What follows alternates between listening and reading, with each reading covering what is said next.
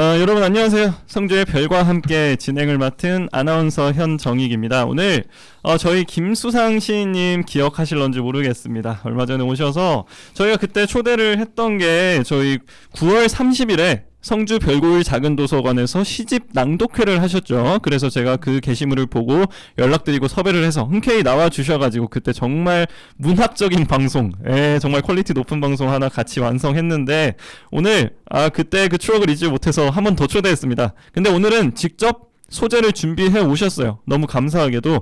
그래서 오늘 어떤 소재를 가지고 어떤 소재로 방송을 할지, 그리고 간단한 자기소개 한 번 더, 이렇게 두 가지 부탁드릴게요. 먼저 본인 소개 간단하게 한 번 더 해주세요. 네, 아이고 현 실장님이 이렇게 불러주셔서 너무 감사합니다. 오늘은 문인수 문학제가 두 번째로 열리는 날이기도 하고요. 또 성주문학회에서 발간하는 성주 사랑과 문화라는 연간지가 오늘 출간 기념식을 6시 30분에 문화예술회관에서 해서 문인수 문학을 성주 군민분들께 조금 소개를 할까 싶어서 이렇게 불러주시는 김에 또 날짜도 맞고 또 문인수 문학도 상기할 겸 이렇게 다시 뵙게 되었습니다. 뵙게 되어서 굉장히 반갑습니다. 저는 시를 쓰는 김수상입니다. 성주문학회 소속이고요. 대구 경북작가회의에서 시를 쓰고 있습니다. 너무 깔끔하게 소개 잘해주셨어요. 제가 전혀 건드릴 필요가 없는 완벽 깔끔한 오늘 오프닝 소개였습니다. 오늘 우리 시인님께서 문인수 시인님 또 관련해가지고 준비를 많이 해주셨고요. 아까 말씀하신 대로 성주 사람과 문화 제22호 출간 기념식 겸 제2회 문인수 문학제 오늘 이제 곧 있으면 진행이 될 텐데 그 전에 친히 저희 방송국 방문해 주셨습니다. 자, 방송 본격적으로 시작하기 전에 우리 신청곡 하나 듣고 올 텐데요. 이 첫 번째 신청곡이 문인수 시인님과 좀 관련이 있다고 들었어요. 네, 어떤 노래인지 소개 부탁드릴게요. 예, 봄날은 간다라는 노래인데요. 지금 계절과는 좀 안 맞을 수는 있는데 문인수 시인께서 우리나라 시인들이 가장 좋아하는 노래 가운데 하나가 봄날은 간다라는 노래라고 합니다. 그래서 그게 이제 3절까지 있는데 문인수 시인께서 이제 누님들과 함께 이제 놀러를 가셨다가 그 봄날은 간다 4절을 작사를 하셨어요. 아직까지 많이 알려지지는 않았는데 가사가 너무 좋고 그래서 제가 잠깐 소개를 드리고 노래를 봄날은 간다를 한번 들어볼까요? 네, 너무 좋아요. 이게 다 그 운율도 맞고 노래로 불러도 전혀 그렇게 지장이 없는 그런 가사입니다. 제가 4절 봄날은 간다 소개 한번 드릴게요. 네. 밤 깊은 시간엔 창을 열고 하염없더라. 오늘도 저 혼자 기운다라. 기러기 앞서가는 만리 꿈길에 너를 만나 기뻐 웃고 너를 잃고 슬피 울던 등 굽은 그 정막에 봄날은 간다. 이걸 여기까지인데 노래로 불러도 아주 좋은 그 가사인데 제가 노래 실력이 없어서 일단 봄날은 간다 4절은 노래를 듣고 한번 음미해 보시도록 하겠습니다. 굉장히 기대가 되네요. 보통 이제 가사가 보통 좀 시적으로 많이 쓰이잖아요. 뭐 문장 구조도 그렇고. 근데 우리 이 유명한 훌륭한 시인님께서 직접 쓴 가사라고 하니까 더더욱 시적으로 좀 다가오겠네요. 한번 들어보겠습니다. 우리 봄날은 간다, 조용필 씨가 부른 봄날은 간다 들어볼 텐데 뭐 자꾸 계절 걱정하시는데요. 상관없습니다. 노래만 좋으면 장땡이죠. 자, 좋은 노래 그리고 아주 뜻깊은 가사 함께 음미하고 오시겠습니다. 4절에 집중해 주시고요. 한번 듣고 올게요. 성주 FM 92.7MHz 현정이게 아니죠. 자, 성주의 별과 함께 듣고 계시고요. 오늘 우리 김수상 시인님과 함께 하고 계십니다. 우리 게스트가 항상 주인공이기 때문에 현정이게가 아니라 김수상 시인님의 별과 함께로 하겠습니다. 자, 노래 듣고 오겠습니다.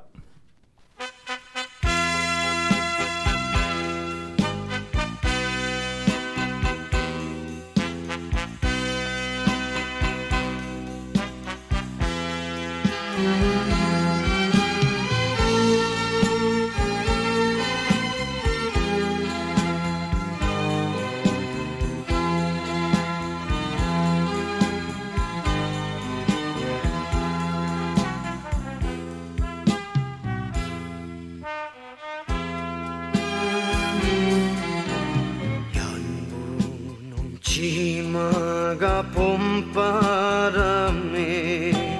휘날리더라.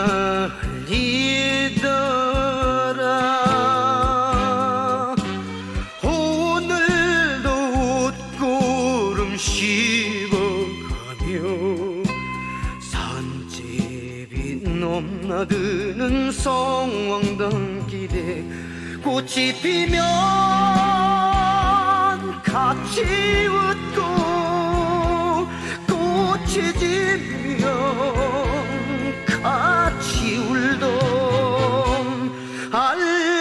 알뜰한 그 맹세에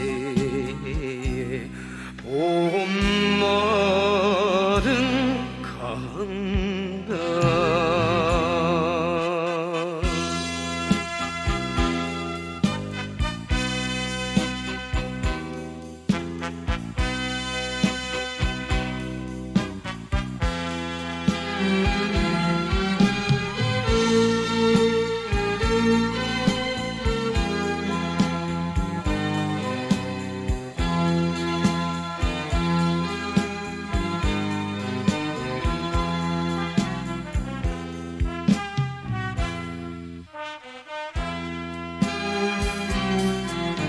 새파란 풀잎이 물에 떠서 흘러가더라.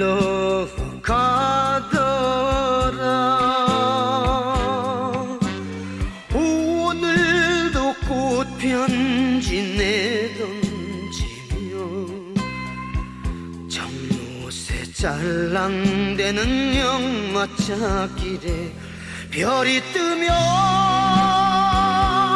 서로 웃고 별이 지면 서로 울던 실없는 그 기억에 봄날은 간다.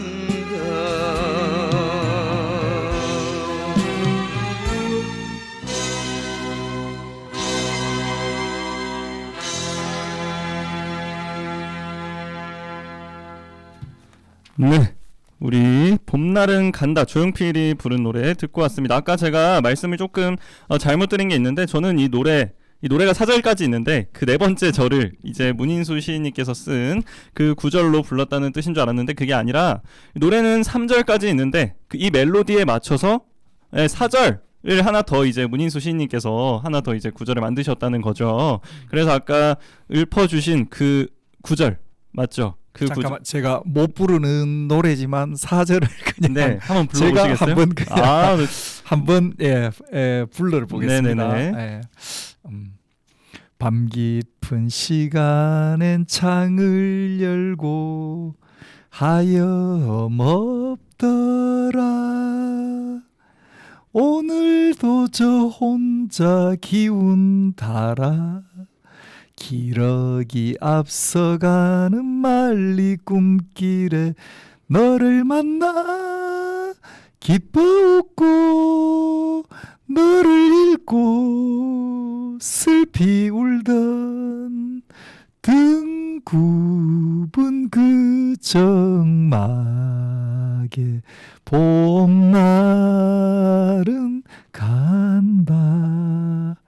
와, 죄송합니다. 저는 굉장히 흥미했습니다 지금. 네. 지금 노래 실력 자꾸 노래 실력을 부끄러워하시는데, 전 딱 듣기 좋은데요.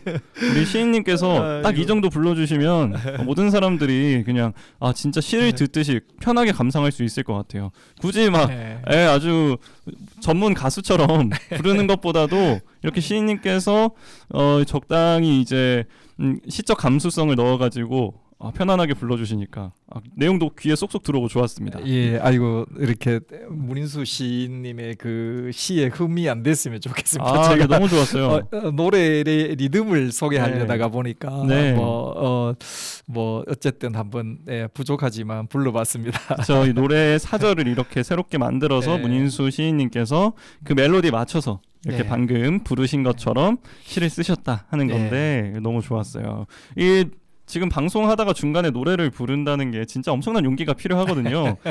문인수 시인님을 너무너무 존경하고 사랑하기 때문에 이 용기가 그냥 그 자리에서 즉석에서 딱 나오지 않았나 하는 생각이 들어요. 예. 보통 이제 막 노래 좋아하시는 분들도 난 노래방 가는 거 좋아한다, 노래 잘한다 하시는 분도 심지어 이제 밴드 활동하고 계신 분도 이제 그러면 한 소절만 해주세요. 못 하세요. 예, 솔직히 이게 바로 멍석 깔아주면 못 하시는데 자진해서 불러주시는 거 보고 저 솔직히 너무 감동받았습니다.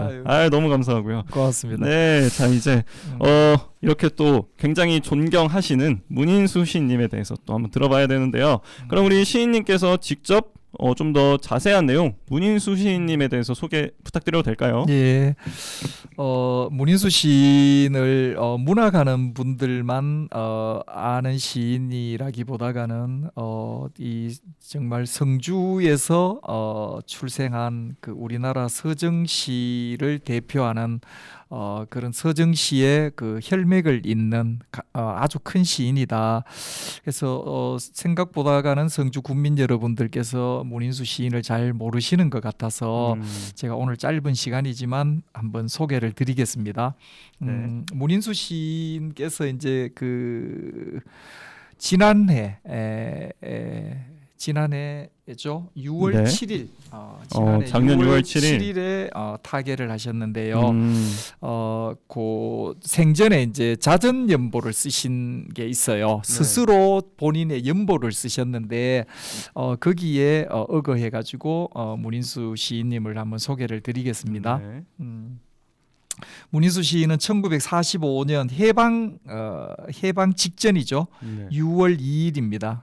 음력 4월 스무하루에 경북 성주군 초전면 대장리 630번지에서 태어나셨습니다. 네. 대마 마을이라고도 하는데 아버지 문종협, 어머니 조묵단 사이에 3남 2녀 중에 막내로 태어났습니다. 말하자면 해방둥이인 셈이고요. 네. 문인수 시인의 자전연보 그대로 제가 인용을 드리면 중요한 것은 해방둥이 중에서도 외정 강점기를 2달 보름간이나 견뎌낸 태생이라는 것이다. 이렇게 자전연보에 쓰셨어요. 아주 좀 유머러스하기도 하고요. 그리고 조금 더 소개하면 1956년 초등학교 4학년 때 학교에 특별 활동이라는 게 생겼다. 나는 문예반에 들게 되었다. 이때 흰 구름이라는 처녀작을 써서 뜸구름과 같은 잘못 든 길의 시작이 되었다. 요건 이제 자전연보를 그대로 제가 인용해서 읽어드렸는데요. 초등학교 4학년 특별활동반에 그 문예반에 들어가서 4학년 때 흰 구름이라는 처녀작 첫 번째 작품을 썼다는 거죠. 네. 그래서 이건 그 좀 겸손이기도 하고 이때 시인의 길로 잘못된 길의 시작이 되었다라고 하는데 이거 왜 잘못된 길이라고 하지? 반어법 같은 건가? 그냥 겸손한 표현? 그렇죠. 겸손하기도 하고 평생을 이제 심한 시의 길로만 이제 사셨기 때문에 시인의 그 형극과 같은 길을 걸어가게 됐다라는 그런 약간 좀 중의적인 표현이겠죠. 본인의 직업을 굉장히 겸손하게 표현하셨네요. 네. 예.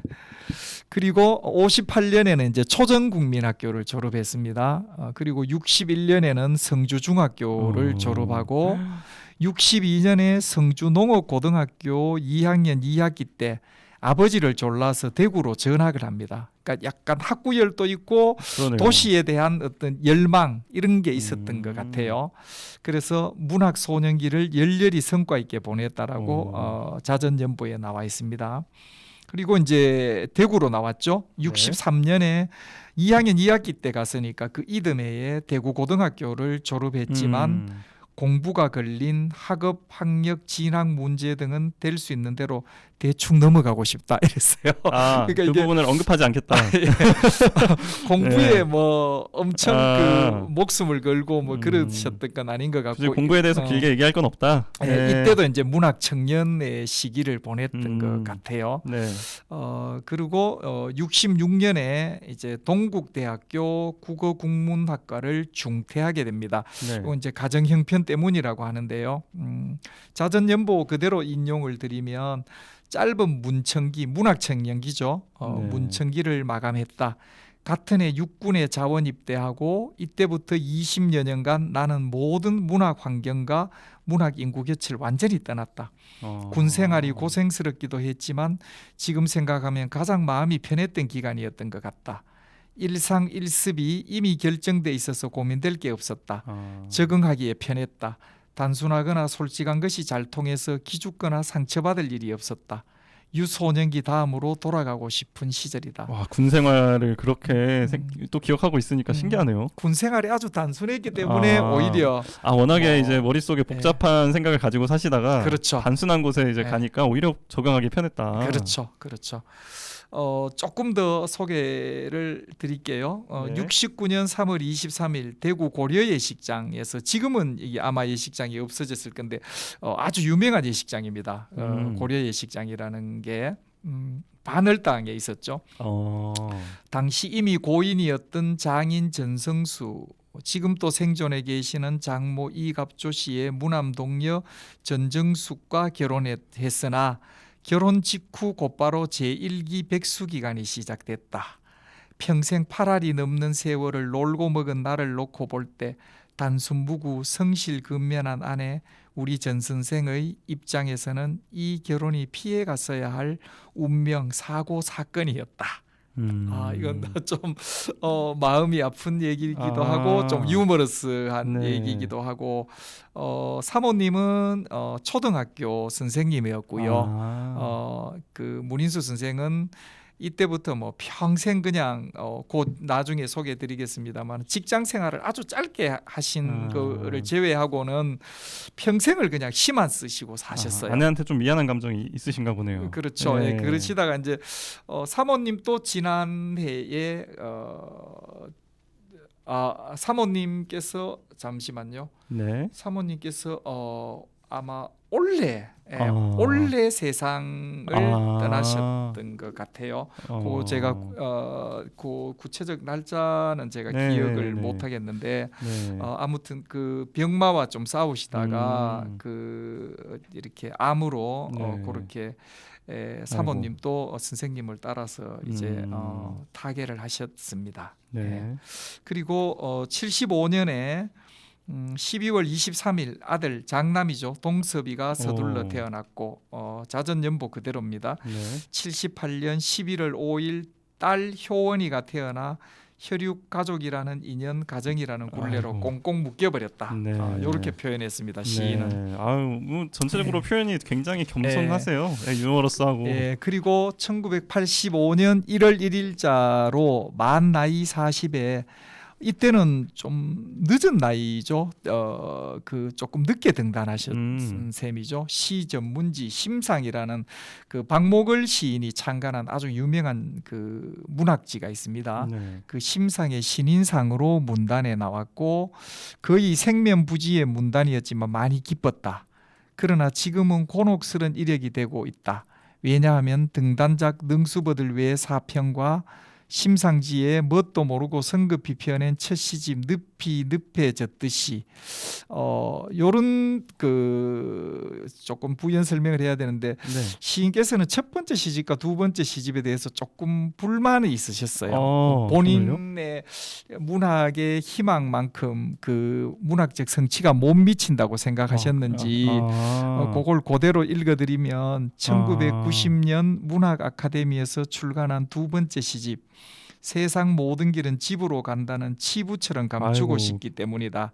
그리하여 시선집 한두 권 정도는 갖고 싶지만 전집은 결코 갖고 싶지 않은 불행한 시인이 됐기 때문이다. 이해 9월 시인 이하석의 주선으로 대구의 영남일보 주간부 교열 아르바이트로 들어갔다. 연말엔 교열부 계약직으로 정식 입사. 결혼 후 처음 아내의 길을 살려놓은 아. 안독해한 유일한 경사였다. 처음으로 이제 직장 생활을 직장을 하시게 가지게 되니까 되었고, 안정적으로. 첫 시집, 두 번째 시집은 뭐 독자 입장에서 볼 때 뭐 다 아우르는 그 문학적 성취가 각각 이렇게 훌륭한 시집들인데, 선생님께서 이제 유독 요 부분들에 대해서 조금 문학이 그 본인의 문학의 기대에 못 미친다는 그런 조금 아주 그 큰 시인으로서의 조금 불만 같은 거를 가지셨던 것 같아요. 스스로한테 좀 엄격하셨나 보네요. 그렇죠, 네. 그렇죠. 네. 그래서 이렇게 뭣도 모르고 성급히 펴낸 네. 첫 시집 이렇게 표현을 하시고. 네. 네. 근데 이제 드디어 이제 이때부터 이제 계속 뭐 정말 그 막 그 문인수 문학은 날개를 달고 그 서정시를 향해서 솟구치기 시작합니다. 92년에 진정한 첫 시집으로 삼고 싶은, 요때는 이제 두 번째 시집을 냈음에도 불구하고 요거를 첫 시집으로 삼고 싶다고 했죠. 세 번째 시집 뿔을 시인 이하석의 도움으로 민음사에서 냈다.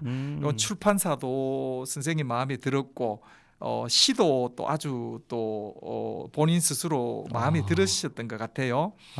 그래서 세 번째 시집 뿔을 첫 시집으로 삼고 싶다. 진정한 나의 첫 시집, 세 번째 네, 시집 네. 뿔이 네. 1992년. 제가 이때 태어났거든요. 아이고. 아유, 네. 저랑 같이 마음속에 첫 번째 시집이 탄생했네요. 네, 네. 네. 그래서 이제 이때부터 막 드디어 난리가 막 납니다. 이 그 시집을 기점으로 해서 제14회 대구 문학상을 받아서 아내를 호강시킨 첫 무대가 되었다. 이렇게 자전연보에 써서 이제 있고요.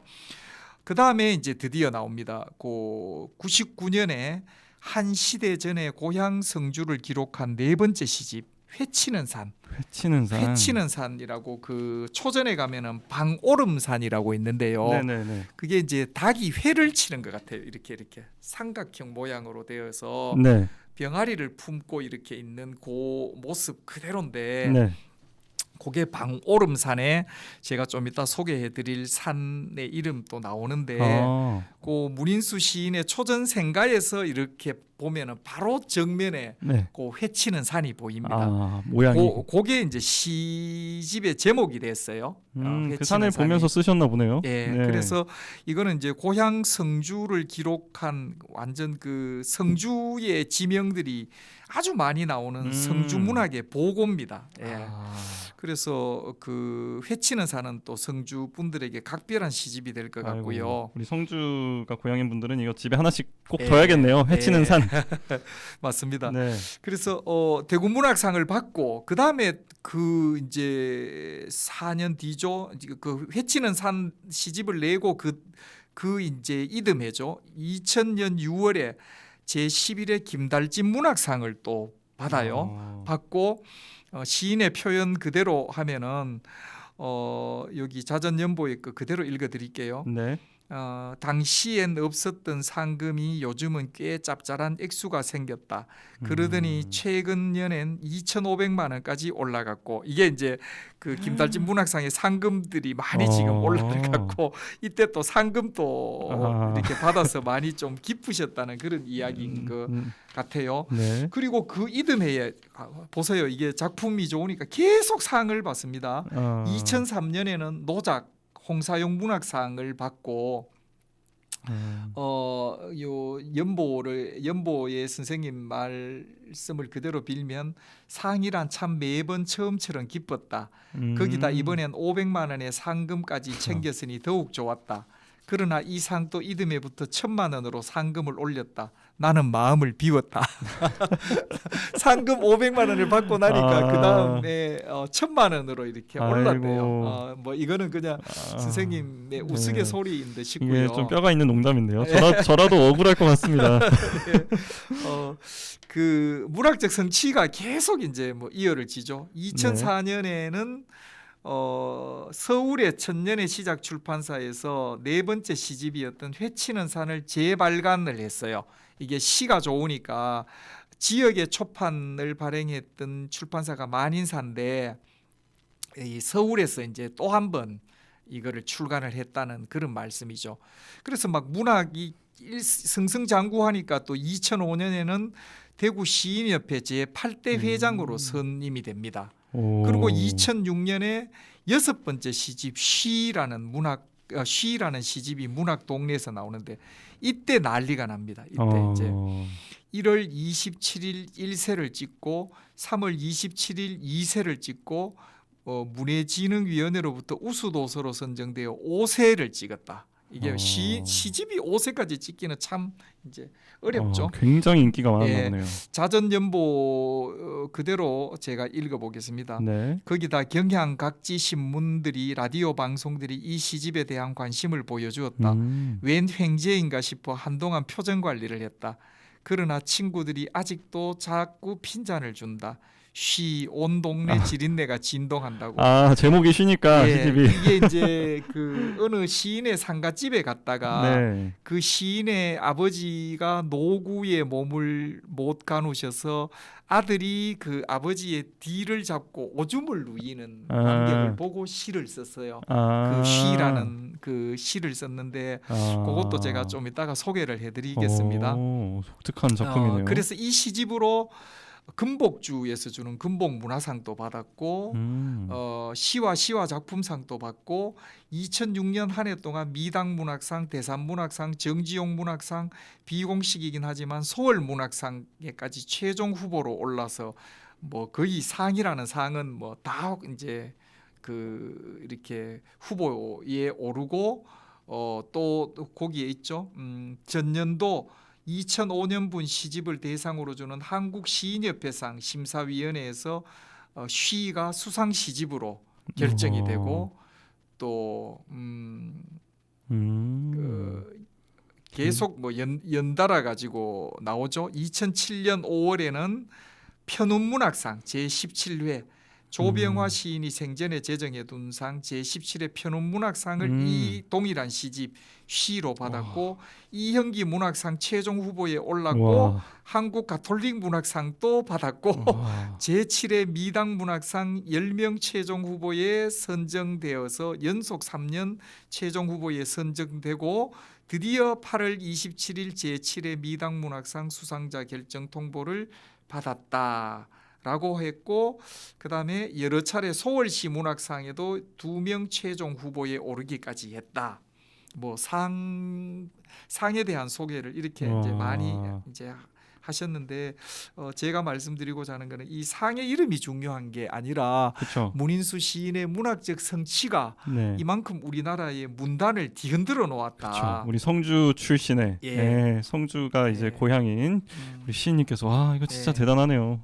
그래서 나아가는 김에 조금 더 소개할게요. 좋습니다. 2008년에 드디어 7번째 시집이 나옵니다. 배꼽이라는 시집을 창작가 비평에서 표현했고 이때도 7세를 찍었어요. 이때는 뭐 문인수의 전성기라고 할 수 있습니다. 진짜 전성기네요. 뭐 창작가 비평 그 오만 그 문학상의 그 최종 후보까지 오르고 또 실제로 그 문학상을 수상하고 드디어 또 이 시집을 내면서 창작가 비평에서 주관하는 만해 문학상 최종 후보까지 또 오릅니다. 그리고 그 이듬해 2009년에는 한국문화예술위원회가 주관하는 2008년 올해의 시집으로 선정이 돼서 순금 한 냥짜리 메달을 받았답니다. 순금 한 냥. 아이고 이거는 좀 금액 좀 컸겠는데요. 요즘에 금테크가. 그리고 11월에는 문학가 지성사가 발간한 한국문학 선집에 채와 북 사이 동백진다 비달북 동강의 높은 새가 선정돼서 이 선집에 수록되기도 했다. 한국문학 선집에 수록될 정도의 그 뛰어난 시를 문인수 시인이 쓰셨다는 소리입니다. 그죠? 그리고 2010년에는 염소똥은 동그랗다라는 문학 동네에서 동시집을 펴냈고요. 그다음에 2012년에 대단하죠. 뭐 계속 시집이 나옵니다. 그러네요. 정막소리라는 시집을 펴냈고 7월에는 시집 그립다는 말의 긴팔 역시 창작가 비평사에서 7월에 연달아 갖고 시집을 냅니다. 그리고 2013년에는 미국 하버드 대학에서 내는 정기 간행물 이게 뭐죠? 아잘레아입니까? 네. 아잘레아라고 적혀 있네요. 예, 거기에 졸시 식당 의자, 달북 최첨단 등대 배꼽 등이 번역돼 갖고 하버드 대학의 정기 와. 간행물에 수록될 정도. 거의 이런- 세계적인 그렇죠. 세계적인 스타시네요. 그렇죠. 네. 그리고 2014년에는 첫 시조집도 냈어요. 와. 동시집 냈죠. 이제 또 시조집까지 달북이라는 시조집도 냈고.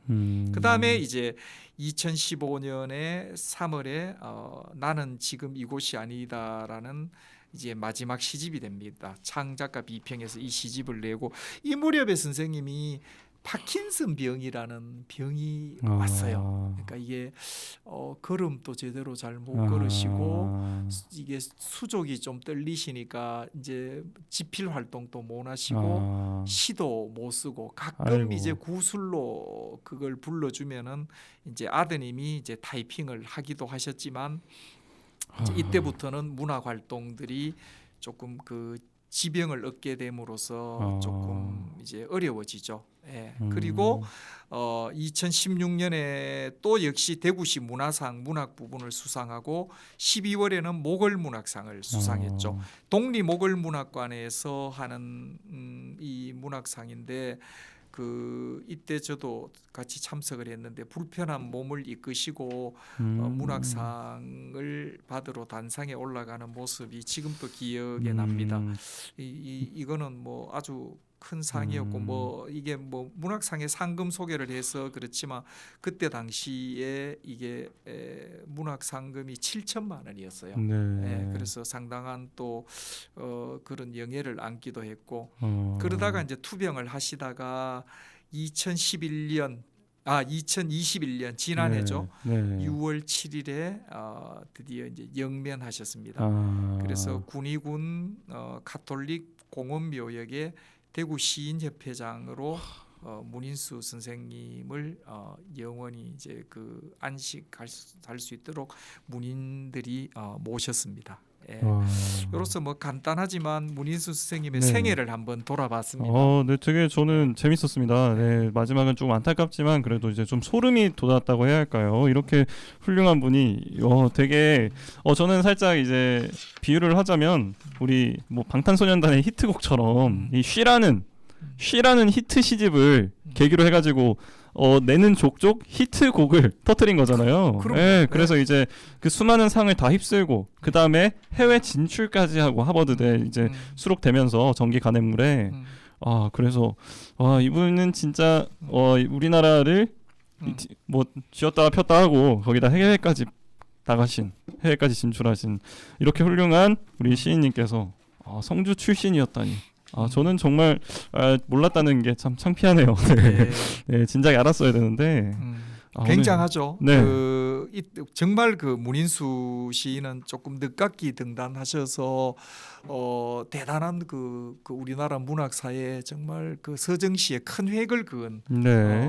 쓰는 것마다 다 그냥 그 문단의 화제가 되는 그러니까요. 그런 시인이었으니까 꼭 그 기억해야 될 시인인 것 같습니다. 쓰는 것만 와 그거 진짜 쉽지 않은데. 그러니까 진짜 부르는 곡마다 히트곡 치는 가수랑 똑같은 거잖아요. 그럼요. 쓰는 글마다 히트시가 된다. 시마다. 천재시네요. 작품마다. 천재셨습니다. 그렇죠. 이게 또 이제 초등학교 4학년에 우리 초전 국민학교, 초전 국민학교에서 문예반에 들어가지고 흰구름을 쓴 그것이 이제 이렇게 또 완벽한. 그거 저기 초등학교 때는 아닌데요. 그거 네. 잠깐 말씀 나온 김에 소개를 할까요? 네네네. 1960년 16살 때 성주중학교 3학년 교내 100일장에서 장원을 했고요. 1961년 17세 때 성주 농업고등학교죠. 1학년 제515회 한글날 기념 교내 100일장에서 장원을 했고요. 1963년 대구고등학교 3학년 전국 학생 잡지 학원지라는 게 있었는데 이 학원지는 굉장히 유명해요. 전국의 그 학생 문사들이 다 이렇게 거기에 이제 투고해서 실리면은 굉장한 영광이 되는 그런 그 문예지였죠. 잡지였죠. 거기에 문인수 선생이 코스모스라는 시 외에 한 편을 발표를 해서 최초로 활자화가 됩니다. 그게 우와. 코스모스라는 시인데요. 코스모스. 예, 제가 소개해 드릴까요? 여기 네네. 고등학교 3학년 때 쓴 시예요. 네. 가을 맑은 하늘은 일요일 하오 석점을 치면 학교 마당에선 코스모스가 핀다. 곱게 열을 앓던 어린 날의 어머님 치마폭이 뺨에 차가운데 손뼉을 치며 아득한 그리움이 춤을 춥니다. 이거 고등학생 때 썼다고요? 예, 이게 이제 코스모스라는 이게 이제 학원지에 실린 그런 지금 뭐 봐도 뭐 아주 너무 깊은 내공이 느껴지는 시인데 그렇죠, 그죠? 고등학생 때. 예, 그렇죠. 아까 저는 시작은 미미하지만 끝은 위대하다 이런 표현을 쓰려고 했는데 아니네요. 그냥 시작도 위대했는데 끝은 더 위대해진 그런 원래 좀 떡잎이 아주 남다르셨던 시인님이셨습니다. 아까 방금 그 시 코스모스 시 고등학생 때 썼다는 게 믿기지 않을 정도로 좀 성숙한 느낌이 나는 그런 시였어요. 어렸을 때부터 일단 기본적으로 책을 엄청 많이 접하셨나 봐요. 우리 시인님께서. 그렇겠죠. 그렇지 않으면 이런 표현이 나오지 않을 것 같아요. 예. 너무 멋있습니다. 그래서 아까 사전에 말씀하신 게 김수상 시인님께서 우리 제 옆에 앉아 계신 김수상 시인님께서 등단하게 된 계기가 또 문인수 시인님이다. 이렇게까지 말씀을 하셨어요. 예, 저도 뭐 늦게 좀 등단을 했는데 네. 2013년에 그 이제 선생님을 지금 만촌동에 사실 때인데 이제 수성도서관 앞 카페에 이제 문해지를 한가득 가슴에 안고 나타나셔가지고 그 전에 이제 제 시를 보시고 이렇게 등단이라는 거를 권유해 주셔서 그게 이제 선생님과의 인연으로 이어져서 선생님께서 소개해 주시는 문해지에 제가 투고를 하게 됐고 거기에 투고를 해서 등단을 하게 되었는데 그 어찌됐건 등단에 대한 결심을 세워 주셨던 분이 그러네요. 문인수 네. 선생님이었습니다. 매개를 해주셨네요. 네. 동기도 부여해주시고 직접 이렇게 소개도 해주시고. 그렇죠. 그러면 진짜 너무너무 깊은 인연. 그리고 이제 진짜 정이 많이 갈 것 같아요. 네, 이렇게 또 우리 일대기를 들었습니다. 문인수 시인님의 일대기 들으면서 감탄에 감탄을 이어갔는데 또 이렇게 멋진 시인님이 계셨다는 거 우리 성주 국민분들도 모두 알고 자부심을 느꼈으면 좋겠어요. 이런 분이 성주가 고향이시다 하는 자부심이 아무래도 생길 수밖에 없을 것 같습니다. 네, 그럼 저희 노래 듣고 와서 이제 또 다른 준비한 내용들 이어가 보도록 하겠습니다. 이번에는 어떤 노래 들려드릴까요? 저희 열심히 얘기하다 보니까 시간이 훅 지나갔어요. 네, 그러네요. 이제 노래를 들을 시간이 왔습니다. 뭐 가을 뭐 이제 늦가을이기도 하고 네. 그 이문세의 강화문 연가 한번 청해 보겠습니다. 이문세 씨 목소리 자체가 가을에 딱 어울리는 그런 가을 남자 스타일이에요. 이문세 씨의 광화문 연가 듣고 오겠습니다. 성주 FM 92.7MHz 성주의 별과 함께 우리 김수상 시인님과 함께 우리 문인수 시인님에 관한 이야기 좀 깊게 나눠보고 있었고요. 또 노래 듣고 와서 다음 이야기 나눠보겠습니다.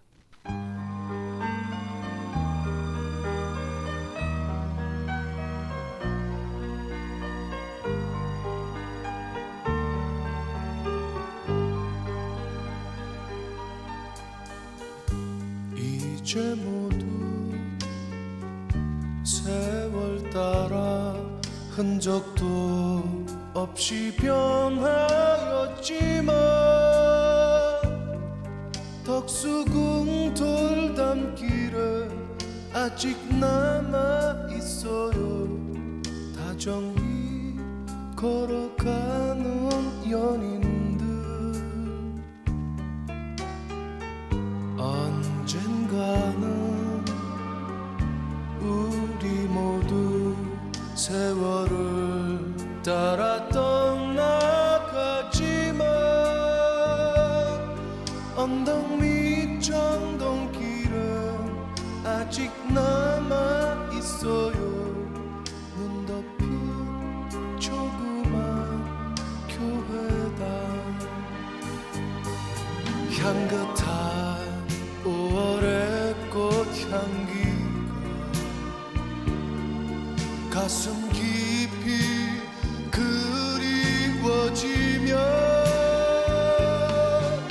눈 내린 광화문 내 거리 이곳에 이렇게 다시 찾아와요. 언젠가는 우리 모두 세월을 따라 떠나가지만 언덕 밑 정동길은 아직 남아 있어요. 눈 덮인 조그만 교회당.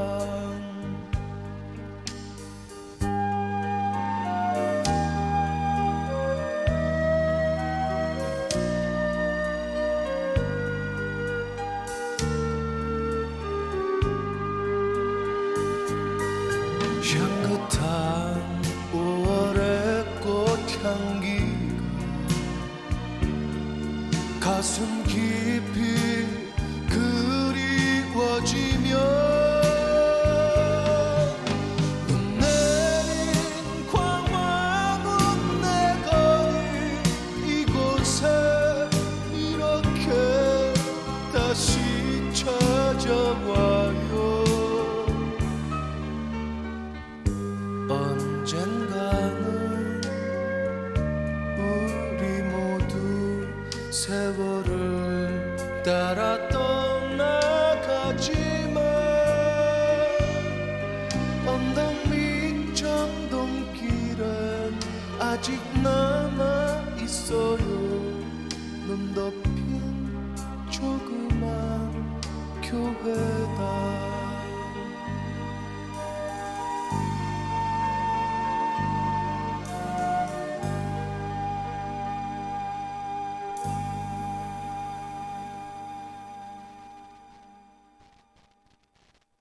네, 신청곡 이문세 씨의 노래 듣고 왔습니다. 광화문 연가 듣고 왔고요. 자, 이제 우리 시 읽어볼 거예요. 아까 우리 문인수 시인님에 대해서 그렇게 자세하게, 뭐 간단하면서도 자세하게 아주 요점을 짚어서 설명을 해주셨어요. 일대기를. 그래서 너무 재밌었고, 또 이제 정말 내가 원래 알았던 사람처럼 좀 친근해졌는데, 자, 이제 우리 이 훌륭하신 시인님 시를 읽어보는 그 영광스러운 시간을 가질 겁니다. 근데 아까 우리 얘기하는 과정에서 문인수 시인님께서 진짜 전성기를 맞게 된 계기, 전성기를 맞게 된 계기가 되는 시, 자, 그게 바로 시라는 6번째 시집이었죠. 여러분들 기억하시나요? 아까 말씀드린 내용 중에서 6번째 시집 시라는 시집에서 그 시라는 시로 진짜 폭발적인 인기라고 할게요. 네, 인기를 얻기 시작했습니다. 그 폭발적인 인기의 절정을 만들어준 이 시라는 시, 제가 읽어볼 거예요. 그리고 제가 이 시라는 시를 읽고, 그리고 우리 그 다음에 우리 김수상 시인님께서 오늘 다른 또 성주랑 관련된 뭐 성박숲이라는 시도 있고요. 그런 시들도 소개해 드릴 겁니다. 직접 읽어 드릴 겁니다. 제가 이제 시를 읽을 건데 아까 내용 소개를 잠깐 해 드렸어요. 이 상갓집에 가서 환갑이 넘는 그 분께서 아버지를 이렇게 잡고 이렇게 쉬를 뉘는, 그러니까 저는 이 쉬라는 제목이 뭐 조용해, 쉿 이런 쉰 줄 알았는데 알고 보니까 정말 우리가 그 소변을 보는 그 쉬더라고요. 아무튼 네, 거두절미하고 읽어보겠습니다. 네. 쉬, 문인수 시인님의 작품입니다. 그의 상가를 다녀왔습니다. 환갑을 지난 그가 90이 넘은 그의 아버지를 안고 오줌을 닌 이야기를 들었습니다. 생애 여러 요긴한 동작들이 노구를 떠났으므로, 하지만 정신이 아직 초롱 같았으므로 노인께서 참 난감해 하실까봐 아버지 쉬 어이쿠 시원하시겠다 농하듯 어리광 부리듯 그렇게 오줌을 뉘었다고 합니다. 온몸으로 사무쳐 들어가듯 몸 가파들이듯 그렇게 그가 아버지를 안고 있을 때 노인은 또 얼마나 더 작게 더 가볍게 몸 움츠리려 애썼을까요? 툭툭 끊기는 오줌발, 그러나 그 길고 긴 뜨신 끈. 아들은 자꾸 안타까이 땅에 붙들어 매려 했을 것이고 아버지는 이제 힘겹게 마저 풀고 있었겠지요. 쉬. 우주가 참 조용하였겠습니다. 예, 아유, 이런 시였습니다. 예, 너무 귀한 낭송이었습니다. 아, 감사합니다. 예. 저도 그 너무 영광스러웠어요. 쉬는 두 가지죠. 여기서 그러니까 쉬 하면서 오줌을 리는 그 소리와 그다음에 쉬 할 때 조용히 하라 할 때 그 쉬가 중의적으로 그 뒤에 쉬는 그 우주가 참 조용하였겠습니다라는 그러네요. 그런 중의적인 의미로 해석할 수도 있겠죠. 그러네요. 예. 네, 이 내용을 참 들어보니까 네, 그것을 참 진짜 농담스럽게 묘사를 했는데 근데 또 거기서 또 여러 가지 감정이 샘솟네요. 이 시를 조금 더 뭐 구체적으로 또 소개할 만한 게 있을까요? 예, 저는 우리 현 실장님께서 쉬라는 그 문인수 문학의 절정의 시기에 그 등장한 시를 읽어주셨는데 저는 이게 성주 방송이니만큼 네. 성주와 관련된 시들을 이제 좀 소개해서 드리고 문인수 시인과 성주에 관련되는 문학 얘기를 조금 더 나누겠습니다. 회치는 산 시집을 말씀드렸는데 이 회치는 산은 문인수 문학의 성주 지명이 등장하는 그 문학의 보고들입니다. 거기에 대표적인 시 하나를 소개해 드릴게요. 방오름산이라는 시인데 방올음산인데 이게 이제 문인수 시인의 생가에서 이렇게 보면은 약간 삼각형 종 모양의 그런 그 산이 이렇게 보입니다. 그러니까 시인은 늘 그 산을 보면서 어떤 그 성주에서의 고향에서의 한 시기를 보냈고 그게 이제 시인의 몸으로 흘러 들어가서 귀한 시가 또 태동해서 이 문학으로 이게 또 나온 게 아닐까 생각이 되네요. 그쵸. 그래서 그거 한번 읽어보겠습니다. 이게 방오름산 전문입니다. 저 산이 흰내를 흘려보낸다. 흰내에 큰 물 질 때도 있다. 그러면 그 물 건너 물고 보러 간다. 속꼬리 붙잡고 천천히 시뻘건 물살 속으로 천천히 몸 밀어넣던 몸 감기던 아버지. 나도 용 쓰며 뚝이 진창에다 발끝을 박았다. 거듭 발끝을 박으니 부르르르르 땡기며 복받치던 거. 저 산의 뿌리를 느낀 적 있다. 요게 제가 조금 부연 설명을 드리면 시인의 초전생가에서 몇 발자국만 걸어 나가면은 바로 앞에 백천이라는 그 내가 흐릅니다. 그게 시인은 백천이니까 흰내로 표현을 했습니다. 흰내. 그죠? 예쁘죠 이름이 그냥 우리 말이. 그러니까요. 그래서 그 흰내에 아버지가 불어난 물살 속으로 소를 앞세우고 물고 보러 가는 그런 광경. 그 어린 소년이 그 아버지가 뚝이 진창에 발끝을 박는다는 그런 표현을 했죠. 그것과 동시에 방울음산의 뿌리가 부르르르 땡기며 복받치며 그 뚝이의 진창에 발끝을 박는 순간 방오름산의 뿌리도 같이 복받치며 응답하는 그런 시인 것 같습니다. 그래서 산의 뿌리가 땅에 이어져서 큰 물에도 떠내려가지 않는다는 뭐 아주 그 어떤 그 땅과 산의 그리고 물과의 이런 삼자가 교감하는 세 주체가 교감하는 그런 시죠. 그래서 소년이 그 아버지를 바라보는 시선 그리고 흰내와 방오름산이 등장해서 소년이 큰 시인이 되도록 부르르르 그 흰내와 방오름산도 시인이 큰 시인이 되라고 용을 썼지 않을까. 그런 감상이었습니다. 저는 감히 상상도 할 수 없는 그런 문학적 상상력입니다. 그런 행동 하나를 하면서 이런 표현을 생각해낼 수 있다는 게 남들은 그냥 단순하게 넘어갈 만한 그런 일상적인 일들을 이렇게 시적 표현으로 예술적으로 그려낸 게 저는 너무 감탄할 수밖에 없네요. 또 그걸 또 되게 친절하게 알아듣기 쉽게 설명을 해주셨어요. 이런 시들 또 어떤 그리고 아까 제가 말씀을 못 드린 게 쉬라는 시를 아까 제가 읽어드렸는데 그 환갑을 지난 분이 그 아버지의 쉬를 뉘어주는 거동이 불편한 아버지 쉬를 대신 뉘어주는 그 장면을 묘사하는 시가 바로 쉬였는데 그것을 우리 시인님께서 김수상 시인님께서 또 문인수 이제 시인님께서 파킨슨 병에 걸려서 이제 거동이 불편할 때 그런 식으로 한번 또 이렇게 돌봐주셨다 하고 말씀을 한번 해주셨어요. 그래서 진짜 아버지처럼 너무 아버지처럼 또 존경해 맞지 않는 그런 분이셨구나 하는 걸 다시 한번 깨달았는데 그게 이제 실제로 그러셨던 건가요? 예, 뭐 선생님 파킨슨 병이라는 게 그 선생님 생전의 표현으로는 뭐 상하 이게 시동이 안 걸린다. 이제 그 말은 의식 이 머리에 이성적 사고로는 발을 내디뎌야 되는데 네. 이게 몸은 말을 이제 안 듣는 거예요. 네. 그러니까 이제 화장실 어디 카페에 가셔서 화장실 가실거나 그러실 때는 조금 난감한 부분이 있어서 네. 제가 선생님 모시고 그 시에 등장하는 그런 모습처럼 저와 선생님이 화장실에 들어가서 선생님의 볼일을 좀 도와드린 그런 기억들도 좀 새삼스럽네요. 그렇죠. 또 그 말씀드리니까 또 선생님 생각도 나고, 아이고, 그렇죠. 그 또 지금은 세상에 없지만 선생님이 많이 또 보고 싶습니다. 예. 근데 혹시 더 읽어주시고 싶은 시가 있으실까요, 혹시? 예, 그럼 한 편 더 소개를 할게요. 네네.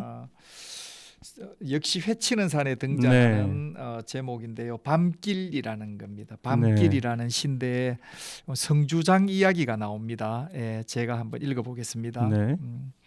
성주장 갔다 온다. 사발 막걸리 들이키고 시오리길 망고 강산이로구나. 황토 먼지 묻어 오르는 두루마기 빛 두루마기 훨훨 망고 강산이로구나. 길 흔들린다. 그래 길 흔드는 달아 나는 바로 그또다 꽝꽝 디디며 가도다 대티고개 고갯마루 올랐으면 보이나니 오리박 저 동구 오동나무 꼭대기 방오름산 꼭대기에 목뺀 달아 먹구름 속으로 드누나 또 삐죽 내다보는 달 이 멀건 년의 등신아 망고 강산이로구나. 요거 제가 소개를 좀 드릴까요? 네네네. 이건 제 감상을 그대로 읽어드리면 네. 한 폭의 아름다운 수채화를 보는 느낌입니다. 네. 어느 눈밝은 음악가가 있다면 네. 이 시에 음을 입히면 아름다운 국악이 탄생할 것 같습니다. 그죠? 망고 강산, 인심은 변하지만 강산은 변함이 없죠. 빛 두루마기가 무엇인가, 이게 뭔가 싶어서 사전을 찾아봤더니 너무 많은 빚에 얽매여 가지고 헤어날 수 없게 된 사람을 일컫는 말이래요. 그러니까 빚 두루마기가 빚이 많아가지고 도저히 요즘 같으면 완전 파산 선고를 받은 빚이 너무 많은 분. 네, 그런 사람이겠죠. 그래서 성주장날 사발 막걸리 들이키고 시오리길 밤길을 걷는데 두루마기에는 황토 먼지가 일고 빛 두루마기 신세의 가슴은 핫핫한데 방오름산 꼭대기에 목을 빼고 내다보니까 길을 흔드는 달이 떠 있는 거예요. 그러니까 이 멀건 년에 등신아 하면서 무심한 달에게 내뱉는 이 화풀이가 밉지 않고 오히려 정겨워 보입니다. 빚더미 농사꾼이 자신에게 하는 탄식이기 때문이죠. 자꾸 읽을수록 절창이고 서럽고 아름다운 시인 것 같습니다.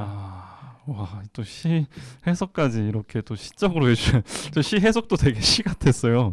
또 그렇게 머릿속으로 그림을 그리면서 사실 빛 두루마기 이런 거는 저희한테 생소한 단어잖아요. 네. 그래서 그런 것들도 이제 설명을 해주셨는데 여러분들도 이거 뭐 다시 들을 수 있으니까 한번 또 이렇게 설명을 해주신 걸 바탕으로 다시 한번 또 눈 감고 들어보시면 그림을 그리면서 그러면 또 좀 새롭게 다가오지 않을까 하는 생각이 듭니다.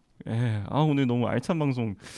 그리고 아까 문인수 시인님 좀 이야기를 하다가 우리 시인님 생각이 또 많이 난다 하고 말씀을 하셨는데 혹시 지금 우리 문인수 시인님께서 좀 이제 살아 계신다면 하고 싶은 말씀 있으세요? 영상 편지 한번 그래도 그래도 한마디. 갑자기 갑자기. 예, 그래도 아까 그 질문이네요. 말이 좀 저도 지금 생각이 많이 난다 하는 말씀을 듣고 예. 그래도 여기서 한번 이렇게 표현을 해보면 좋지 않을까 하는 생각이 드네요. 그냥 간략하게. 아마 2000 언젠가요? 2017년 5월 무렵이었죠. 네.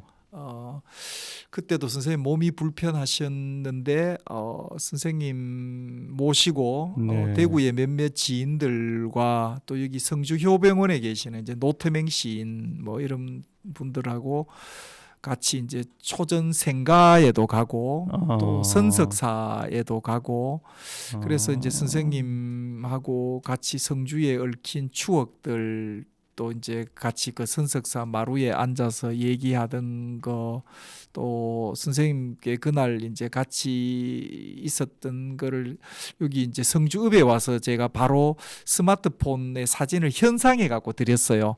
이게 남는 게 사진밖에 뿐이지 않을까 싶어서 그래서 이제 출력을 해가지고 현상을 해서 드렸더만 너무너무 또 좋아를 하셨고 또 선생님이 만촌동 계실 때 이제 가끔씩 생각나면 이제 전화 주셔가지고 돼지국밥 먹자 하면 이제 선생님 그 동네에 가서 돼지국밥에 또 소주 한 잔 이 날이 추워질 때 참 좋거든요. 그렇죠. 그래서 너무 좋죠.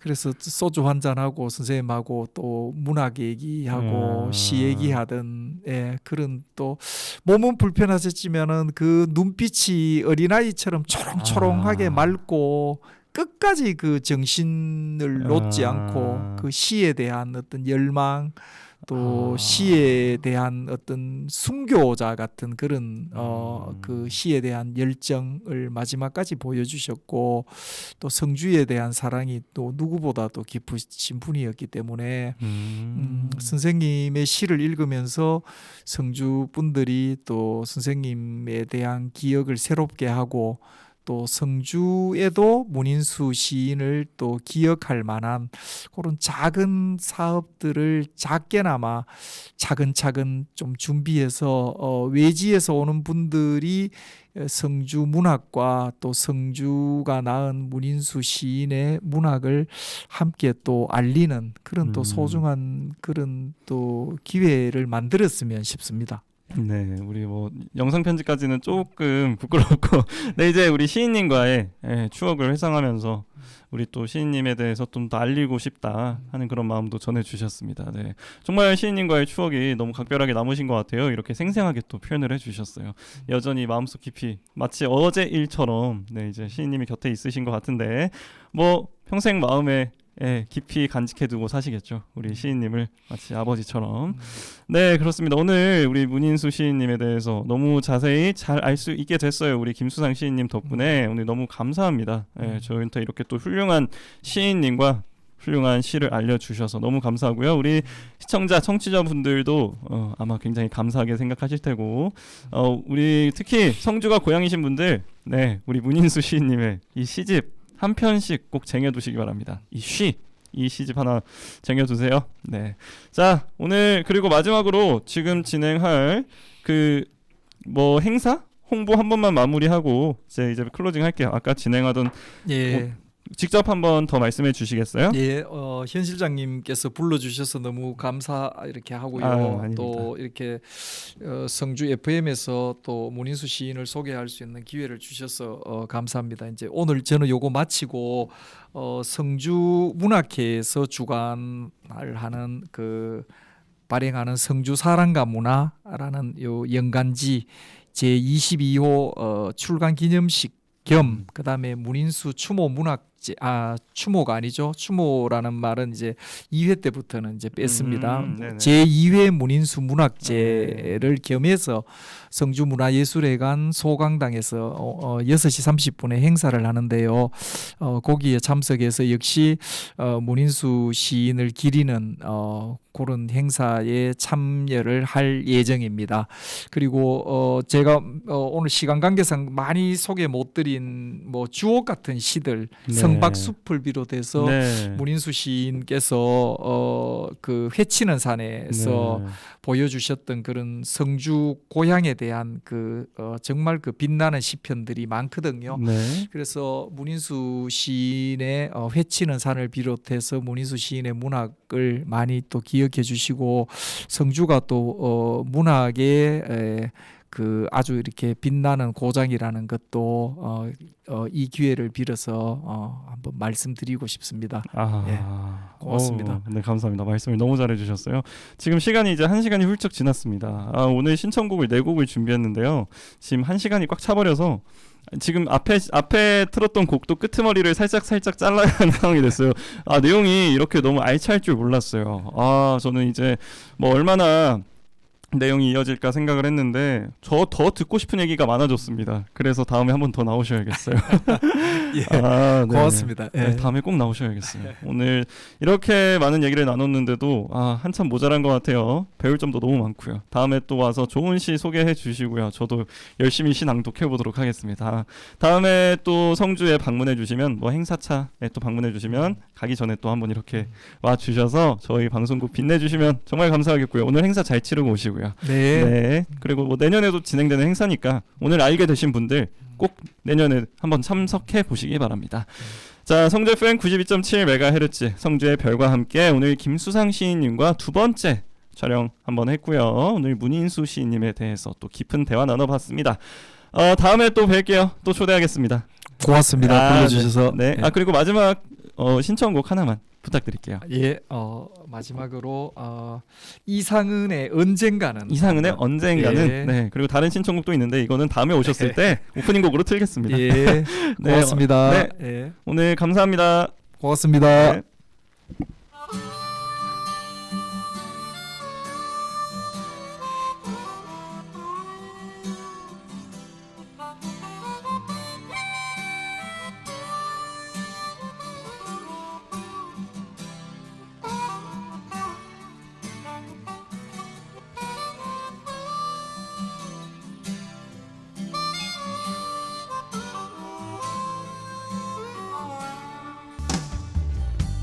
젊은 날엔 젊음을 모르고 사랑할 땐 사랑이 보이지 않았네. 하지만 이제 뒤돌아보니 우린 참고 서로 사랑을 했구나. 눈물 같은 시간에 가